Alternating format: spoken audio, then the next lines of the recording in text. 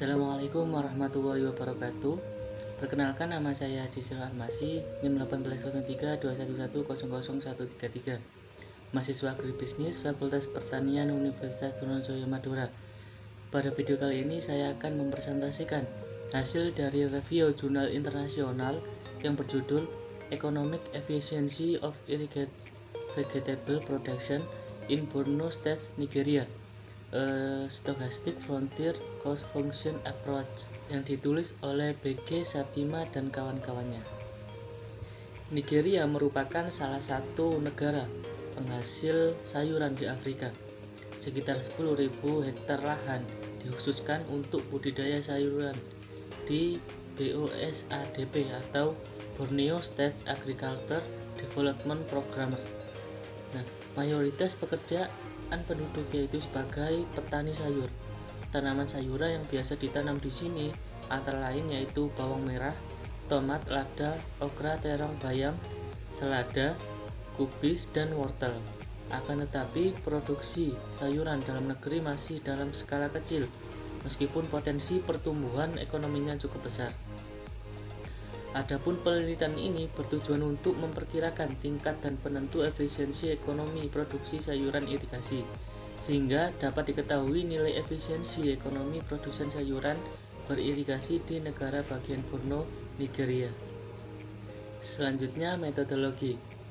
Penelitian ini dilakukan di negara bagian Borno, Nigeria. Dalam prosedur pengambilan sampel pada penelitian ini menggunakan teknik multistage random sampling yang digunakan untuk memilih responden secara acak. Adapun didapat responden sebanyak 300 petani sayur. Nah, dalam penelitian ini data yang digunakan yaitu data primer dan data sekunder. Data primer dikumpulkan melalui administrasi kuesioner terstruktur, sedangkan data sekunder diperoleh dari bahan publikasi seperti publikasi pemerintah, buletin CBN, data statistik tahun lalu, dan juga jurnal. Kemudian, teknik analisis data yang digunakan dalam penelitian ini yaitu analisis deskriptif dan analisis inferensial. Statistik deskriptif digunakan untuk menguji karakteristik sosial ekonomi dan distribusi tingkat efisiensi ekonomi produsen sayuran irigasi. Sedangkan statistik inferensial yang digunakan adalah Stochastic Frontier Cost Function yang digunakan untuk menganalisis determinasi tingkat efisiensi ekonomi usaha sayuran beririgasi. Yang selanjutnya mengenai hasil dan pembahasan. Yang pertama yaitu mengenai karakteristik sosial ekonomi. Dalam hal ini bisa dilihat pada tabel distribusi responden berdasarkan karakteristik sosial ekonomi pertanian sayuran di negara bagian Borno, Nigeria. Variabel sosial ekonomi yang digunakan yaitu jenis kelamin, usia, ukuran rumah tangga, tahun pengalaman bertani, pekerjaan utama, pekerjaan sampingan, pendapatan pertanian, pendapatan non-pertanian tahunan, dan keanggotaan koperasi atau asosiasi. Yang selanjutnya yaitu mengenai tingkat efisiensi ekonomi. Bisa dilihat pada tabel distribusi tingkat efisiensi ekonomi di antara responden untuk usaha sayuran yang teliti, itu disajikan pada tabel di bawah ini. Berdasarkan penelitian diperoleh hasil bahwa responden menunjukkan tingkat efisiensi yang bervariasi.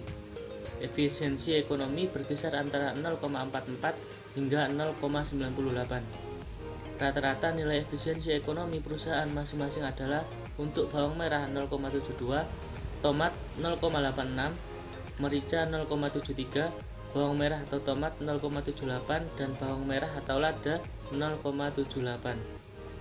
Hasil dan pembahasan yang selanjutnya yaitu mengenai penentu efisiensi ekonomi. Hal ini dapat dilihat pada tabel di bawah ini, bahwa estimasi kemungkinan maksimum dari fungsi biaya menunjukkan nilai kuadrat sigma. Bisa dilihat pada tabel bahwa sebesar 0,248 untuk bawang tunggal, 0,031 untuk tomat tunggal, 0,363 lada tunggal, 0,228 bawang merah atau tomat, dan 0,122 untuk bawang merah atau lada, masing-masing signifikan dengan taraf 1%.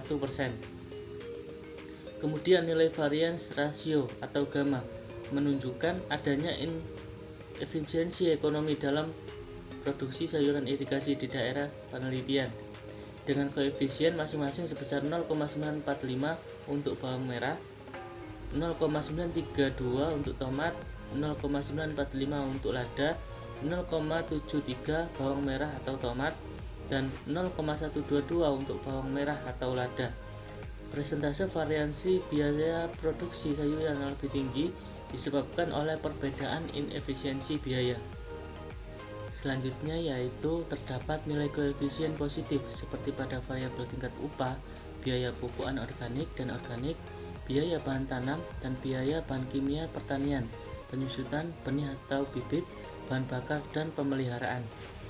Adapun variabel tingkat upah bisa dilihat pada tabel. Nilai koefisien tingkat upah untuk semua perusahaan adalah positif dan signifikan pada tingkat 1%, kecuali untuk perusahaan bawang atau lada. Hal ini menunjukkan bahwa 1 unit kenaikan biaya tenaga kerja menyebabkan peningkatan total biaya produksi dengan nilai yang sama dengan koefisien masing-masing perusahaan. Kemudian koefisien biaya pupukan organik dan organik memiliki nilai koefisien positif dan signifikan pada taraf 1%, kecuali untuk perusahaan tomat yang signifikan pada tingkat 5%. Hal ini menunjukkan bahwa kenaikan biaya per unit dari variabel ini menyebabkan peningkatan total biaya produksi sama dengan nilai koefisien masing-masing perusahaan yang diteliti. Kemudian, biaya bahan tanam juga memiliki nilai koefisien positif dan signifikan pada tingkat 1% untuk semua perusahaan, kecuali perusahaan bawang merah atau lada yang signifikan pada tingkat 5%. Hal ini berarti ada kontribusi positif dari variabel ini terhadap total biaya produksi yang setara dengan koefisien masing-masing di perusahaan yang berbeda. Kemudian koefisien biaya bahan kimia pertanian, penyusutan benih atau bibit dan bahan bakar, dan pemeliharaan juga memiliki nilai koefisien positif dan signifikan. Kemudian terdapat nilai koefisien negatif, yang mana tanda negatif pada koefisien menunjukkan bahwa peningkatan 1 unit pada variabel yang terpengaruh menyebabkan penurunan efisiensi ekonomi dalam produksi sayuran. Yang pertama yaitu tahun pengalaman bertani yang memiliki nilai koefisien negatif dan signifikan pada tingkat 1%, kecuali perusahaan bawang merah yang signifikan pada tingkat 5%. Ini berarti bahwa peningkatan pengalaman bertani sayuran selama bertahun-tahun menyebabkan penurunan inefisiensi ekonomi. Kedua yaitu tingkat pendidikan formal juga memiliki nilai koefisien negatif dan signifikan. Hal ini menunjukkan bahwa dengan meningkatnya tingkat pendidikan petani, inefisiensi ekonomi dalam produksi sayuran juga akan berkurang. Kemudian yang ketiga ada koefisien perkiraan kontak ekstensi, juga memiliki nilai negatif dan signifikan pada tingkat 1%, tetapi usaha bawang merah atau lada yang signifikan pada 5%.